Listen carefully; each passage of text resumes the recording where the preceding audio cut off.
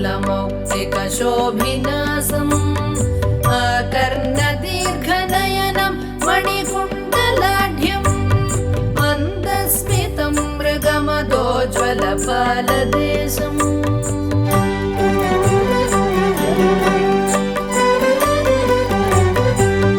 प्रातर्भजामि ललिता भुजकल्पवल्लीं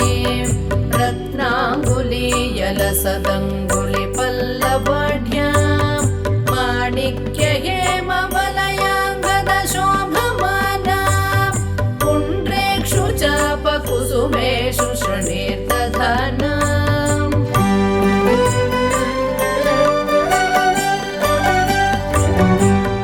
प्रातर्नमामि ललिता चरणारविन्दम् भक्तेष्टदाननिरतं भवसिन्धुपोतं पद्मासनादिसुरनायकपूजनीयं पद्माङ्कुशध्वजसुदर्शनलाञ्छनाढ्यम्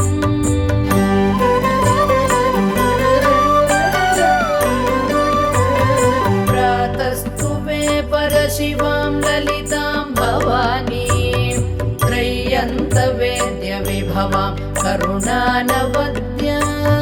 विश्वस्य सृष्टिविलयस्थितिहेतुभूतां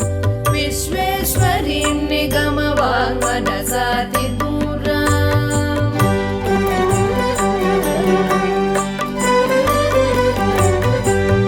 प्रातर्वदामि ललिते तव पुण्यनाम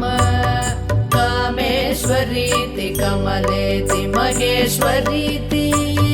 श्रीशाम्भवीति जगतां जननी परेति वाग्देवतेति वचसा त्रिपुरेश्वरीति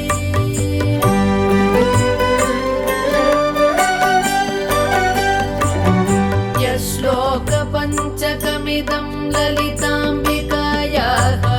सौभाग्यदं सुललितं पठति प्रभाते तस्मै ददाति ललिता झटिति प्रसन्ना